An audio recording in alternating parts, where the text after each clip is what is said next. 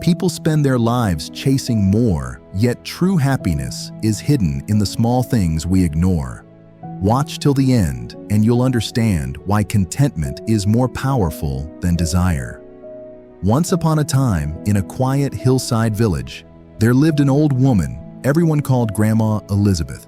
She owned little, yet people said she was the happiest soul they knew.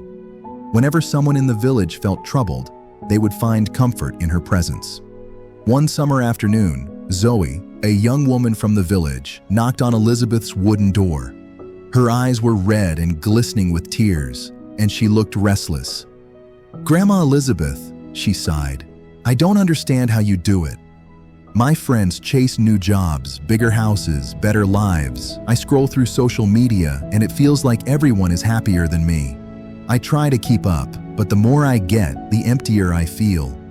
You've lived your whole life in this small home, with simple things, yet you always smile. Tell me, how can you be happy in every situation?" The old lady motioned Zoe to sit. She poured her a cup of coffee, then said softly, "My dear, I wasn't always like this. Let me tell you a story. When I was your age," Elizabeth began softly, "I had a husband and one daughter. We weren't rich, but we had dreams, and life felt full of hope. Then, one night, everything changed. We were driving home when a truck swerved into our lane. The crash was brutal. My husband didn't survive. My daughter and I did. But we were left broken, our bodies bruised, our hearts shattered. For months, I lay in bed, drowning in pain. My daughter carried her own scars, yet I could hardly stand for her. I wasn't living. I was a living dead body, breathing but empty, a shadow of who I once was. I kept asking why we survived when he did not. Happiness felt buried with him. Every day was just survival." Zoe's eyes filled with tears. "How did you survive?" Elizabeth's gaze softened. "At first, I didn't. Then one morning, my daughter ran to me holding a wildflower she had picked. 'Mama, look how pretty it is,' she said.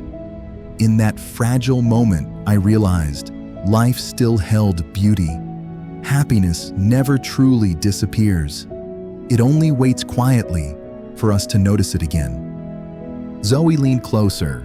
Elizabeth continued, "Since then, I've practiced what I call the window test. Every morning, before I do anything else, I open my window and make myself notice at least one thing to be grateful for. Some days, it's as small as a sparrow singing.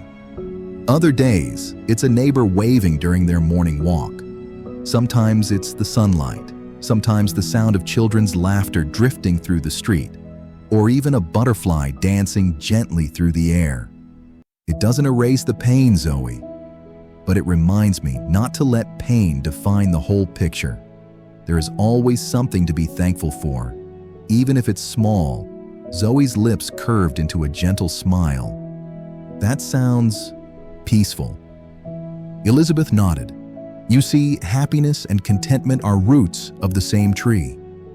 Without one, the other cannot grow. Most people believe happiness comes from adding more money, more recognition, more things. But unlimited wishes are like a fire. The more you feed them, the hungrier they grow. If you wait to be happy only when you have it all, you'll never find peace. Happiness comes not from getting everything you want, but from appreciating everything you already have." Zoe looked down at her hands. "I think I've been chasing the fire instead of the light." The old lady placed her wrinkled hand over Zoe's. "Start small. Tomorrow morning, open your window. Don't reach for your phone or your worries. Just look, find one thing worth noticing. Write it down if you can. Let it remind you that joy isn't buried in the future, it's alive in the present." Zoe nodded slowly, feeling lighter than she had in years. That night, she promised herself to try the window test. And the next morning, when she opened her window, her tired eyes softened. Sunlight spilled gently through the trees, landing on a single flower blooming in her small garden. It wasn't grand, it wasn't extraordinary, yet something in her shifted. For the first time in a long while, she realized that maybe happiness had been waiting for her all along. And in that quiet moment, it finally felt like enough. Happiness is not the reward for endless achievements. It is the quiet gift of seeing what is already good in your life. Contentment is the key that unlocks true happiness. When we let go of endless desires and start appreciating the small blessings right in front of us, we realize that joy is not rare, it is everywhere. Life will always bring storms, but even in the darkest clouds, there is always a light waiting to break through.